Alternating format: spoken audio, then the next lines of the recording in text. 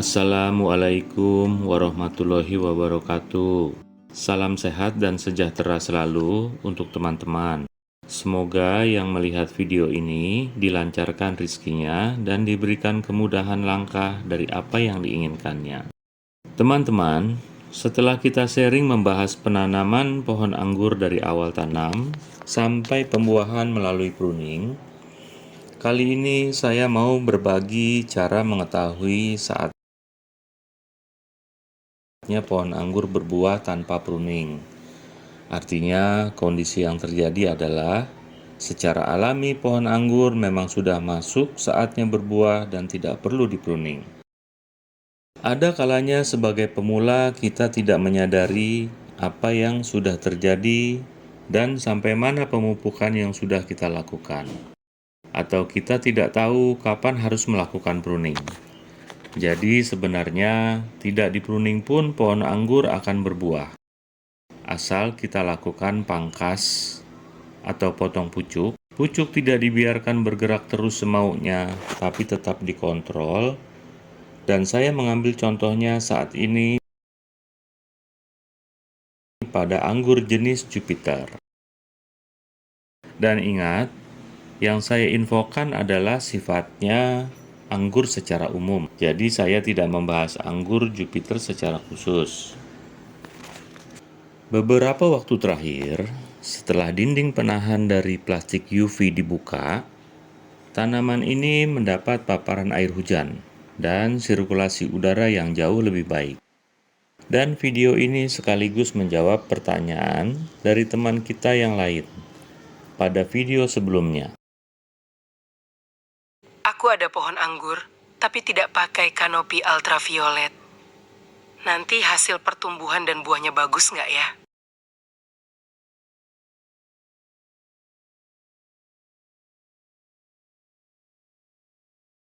Kalau air hujan, pengaruh ke pohon anggurnya gimana ya? Merusak atau memacu pertumbuhan?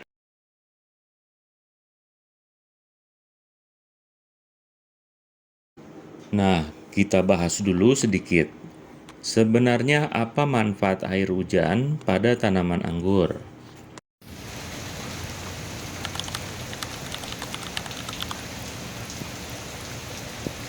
Secara umum, ini adalah kelebihan terkena air hujan. 1. Air hujan adalah stimulus vegetatif yang paling kuat. Air hujan berbeda dengan air siraman biasa. Kenapa? Ia mengandung nitrogen alami, nitrat dan amonia dari atmosfer. Kaya oksigen terlarut, suhu lebih dingin memicu aktivitas akar.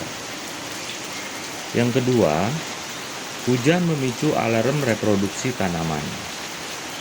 Pada banyak tanaman rambat seperti anggur, hujan adalah sinyal musim hidup. Secara alami, tanaman membaca air melimpah, nutrisi aktif, kondisi cocok untuk regenerasi. Kemudian yang ketiga, hujan mempercepat diferensiasi tunas, baik tunas daun maupun tunas bunga. Saat hujan, tekanan air sel meningkat, hormon auksin dan sitokinin naik. Apa itu auksin dan sitokinin? Auksin adalah hormon yang merangsang pertumbuhan utama pada tanaman, yang berperan yang membuat tunas dan batang menjadi panjang, membantu dominasi pucuk, membentuk dan membesarkan buah, juga mengatur arah tumbuh. Apa itu sitokinin? Hormon pembelahan sel dan peremajaan. Jadi, dia merangsang pembelahan sel, membuat daun hijau dan aktif, mengaktifkan tunas tidur. Yang keempat, air hujan membuat buah lebih cepat berproses kematangan daripada buah yang dibungkus. Ini karena hormon auksin dan sitokininnya naik. Saya melakukan percobaan pada 2 klaster atau 2 dompol berbeda. Satu terkena hujan dan satu lagi dibungkus plastik bening. Hasilnya, Dompol terkena hujan lebih cepat tumbuh, cepat matang, dan warna buahnya serempak lebih tua. Sedangkan yang dibungkus berjalan lebih lambat untuk kematangannya.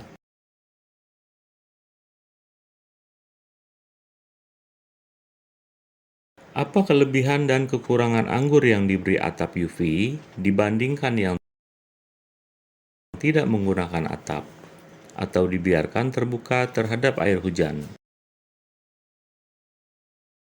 Kekurangan tanpa UV adalah 1. Bunga mudah gagal karena polen rusak oleh air dan angin plus hujan membuat gagal polinasi menjadi besar. 2. Buah daun rawan penyakit. Pada daun gampang terjadi downy mildew atau karat pada daun. Bintik kuning yang akan berubah menjadi coklat. Dan antraknosa. Ditandai gelap cekung pada pucuk dan buah, menurunkan kualitas daun dan buah. 3. Kulit mudah retak dan buah cepat busuk saat fase akhir. 4. Nutrisi mudah lari. Pupuk cepat tercuci dan sulit kontrol generatif. Ini kalau tanamnya di polybag ya. 5. Pertumbuhan liar. Banyak tunas air, cabang-cabang tidak terkendali, buah keluar sebelum kayu matang, atau sering disebut bunga PHP. Kelebihannya dengan atap UV adalah 1. Polinasi jauh lebih aman. Bunga kering, polen utuh, buah jadi padat. 2. Kualitas buah naik. Kulit lebih tebal, rasa lebih bersih, warna lebih merata, retak buah jauh berkurang. 3. Nutrisi bisa diatur. Pupuk tidak hanyut, respon tanaman lebih stabil karena kita bisa main di vegetatif maupun generatif. Yang keempat, penyakit jauh lebih rendah. Daun kering, sirkulasi bisa diatur, minim jamur. Jadi, bisa saya katakan air hujan itu guru yang hebat. Tapi kalau dibiarkan terus, dia bisa bikin muridnya liar. Untuk teman-teman yang belum subscribe, silahkan subscribe dulu dan bunyikan loncengnya. Karena ini adalah pelajaran gratis berdasarkan pengalaman nyata di lapangan. Khususnya buat teman-teman pemula yang baru belajar menanam anggur, supaya tidak buang waktu dan tenaga. Sekarang kita kembali ke pohon anggur. Ini adalah eksperimen yang saya lakukan. Tersier yang berdiri ini tingginya rata-rata sekitar 1 meter. Dan selama ini pucuknya sering saya potong. Tujuannya sederhana, bukan untuk mengejar panjang atau buah, tapi untuk menuakan batang dan memperkuat struktur. Dan saya melakukan pemupukan secara teratur seminggu sekali dengan pupuk vegetatif. Menariknya, dari ujung masing-masing tersier ini sekarang terlihat percabangan baru. Satu tersier bisa pecah menjadi 2, bahkan ada yang sampai 3 cabang. Cabang-cabang inilah yang mulai menunjukkan tanda-tanda generatif. Di Jupiter, ciri bakal bunga cukup khas. Ujung tunasnya terlihat berwarna kemerahan, dan biasanya diikuti oleh munculnya semut-semut kecil yang mulai ronda. Ini jadi indikator alami bahwa tanaman sudah masuk fase siap berbunga. Pada Jupiter, membedakan antara cabang yang bakal membawa brokoli dan menjadi cabang vegetatif sangat mudah. Karena setiap cabang yang akan membawa brokoli, warna ujung tunasnya merah. Dan yang menjadi cabang daun, bentuknya pipih dan warnanya biasa aja, yaitu hijau keputihan, normal selayaknya anggur-anggur lain. Berbeda beberapa varietas anggur lain karena di anggur lain antara bakal bunga dengan bakal cabang tidak ada perbedaan. Hanya bakal bunga bentuknya lebih tebal, membulat, tidak pipih. Pengetahuan ini akan kalian dapatkan secara otomatis dari perjalanan menanam anggur, dan Jupiter memang cukup ekspresif di fase ini. Ini adalah hasil pemupukan vegetatif yang rutin, dan belum dilakukan apa-apa terhadap pohon. Hanya dibiarkan tumbuh saja, dan dibatasi pertumbuhannya pada masing-masing tunas, agar didapatkan tinggi yang serempak sama. Yang perlu dipahami, meskipun bunga sudah muncul, tanaman jangan dibiarkan langsung berbuah penuh. Karena saat ini program pemupukan tanaman ini yang ada pada saya masih berada di fase vegetatif awal dan masih ada beberapa tahap ke depan belum benar-benar masuk generatif pembuahan penuh. Artinya, bunga yang muncul sekarang harus diseleksi. Mana yang pertumbuhannya lebih dominan, itu yang kita pelihara, lainnya kita buang. Ingat, satu tersier cukup satu klaster brokoli atau satu dompol untuk hasil maksimal. Daun-daun di bawah tersier yang masih lebar, hijau, dan segar, sengaja saya biarkan, karena ini pembuahan tanpa pruning. Daun-daun ini bukan pengganggu, justru mereka adalah pabrik energi utama. Dari sinilah hasil fotosintesis akan menopang pembentukan bunga, bakal buah, dan kekuatan batang. Jadi tidak perlu digunduli, biarkan saja. Pemangkasan daun tidak dilakukan secara gundul tapi selektif.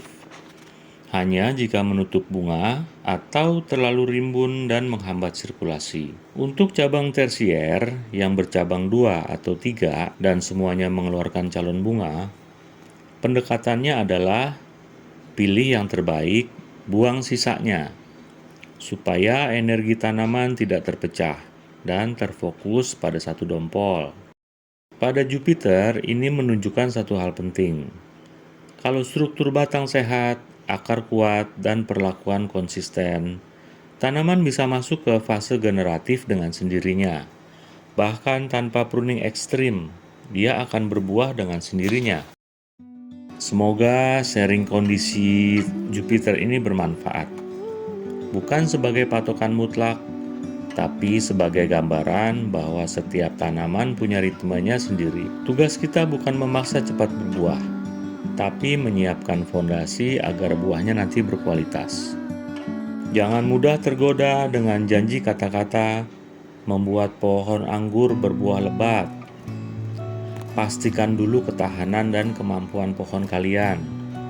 Minimal berumur 1 tahun atau sudah pernah dibuahkan sebelumnya, supaya tanaman tidak rusak di tengah jalan. Dan tidak usah kecewa bila buah yang kalian dapat pada pembuahan pertama kali berukuran kecil, karena itu adalah proses. Berikutnya kalian akan lihat hasil sebenarnya seiring waktu.